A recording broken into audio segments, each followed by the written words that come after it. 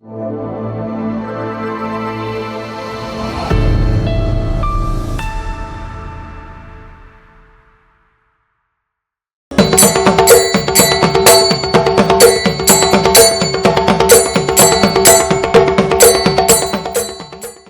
അമ്പലത്തിൽ മത്തവിലാസം എന്ന് പറഞ്ഞിട്ടൊരു കൂത്തുണ്ട്.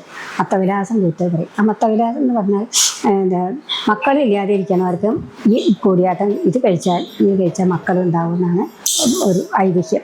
അതിനൊരു ചെറിയ കഥയും പറയുന്നുണ്ട്. ഈ ബ്രാഹ്മണ കുമാരന്മാർ ഉപനയനം കഴിഞ്ഞിരിക്കുമ്പോൾ അവർക്ക് ചമതക്കോല് വേണം. അപ്പോൾ ചമതക്കോലിന് വേണ്ടിയിട്ട് കുറേ കുട്ടികൾ, ഒരു ഗ്രാമത്തിലത്തെ കഥയാണ്. ആ ഗ്രാമത്തിൽ ചമതക്കോലിന് വേണ്ടി അവർ ഇതിൻ്റെ ചമതയുടെ ചോട്ടിൽ ചെന്ന് നിൽക്കുക. അപ്പോൾ പൊക്കത്തിൽ അവർക്ക് കിട്ടില്ല.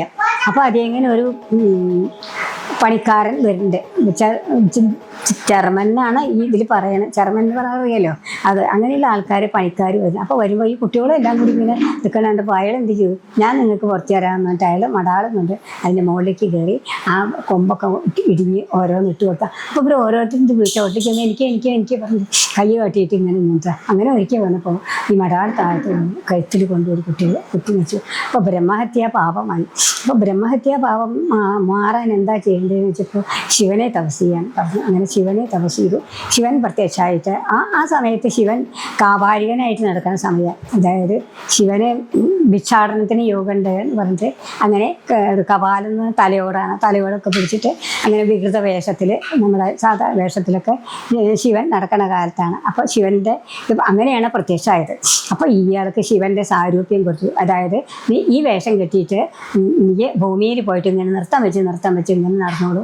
അങ്ങനെ നൃത്തം വെച്ച് നടന്നിട്ട് വെച്ചാൽ ആ നൃത്തം കാണുന്നവർക്കൊക്കെ സന്താന ദുഃഖം ഉണ്ടാവില്ല എന്ന് പറയും.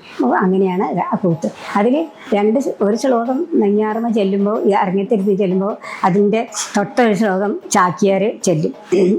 ഒരു ചെറിയൊരു ഉദാഹരണം പറയാം. ആ നഞ്ഞാർമ ചെല്ലണ ശ്ലോകമാണത്. ആദ്യം മൂള പാടുക പറയും. മൂളലും പാടുന്നു. അതൊന്നും ഇപ്പോൾ ആരും ചെയ്യുന്നില്ല. മൂളലും പാടുക, 4 സ്വരങ്ങൾ ഇങ്ങനെ പാടും. പിന്നെ അത് കഴിഞ്ഞാൽ ഈ ശ്ലോകങ്ങൾ ചെല്ലും. മൂളൽ ഇങ്ങനെയാണ്.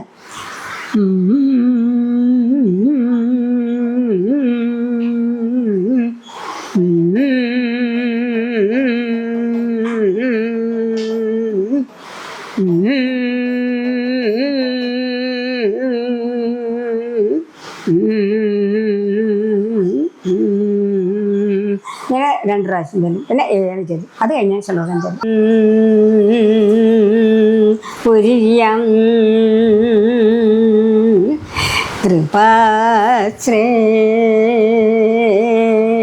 കൃപാശ്രേഷ്ഠ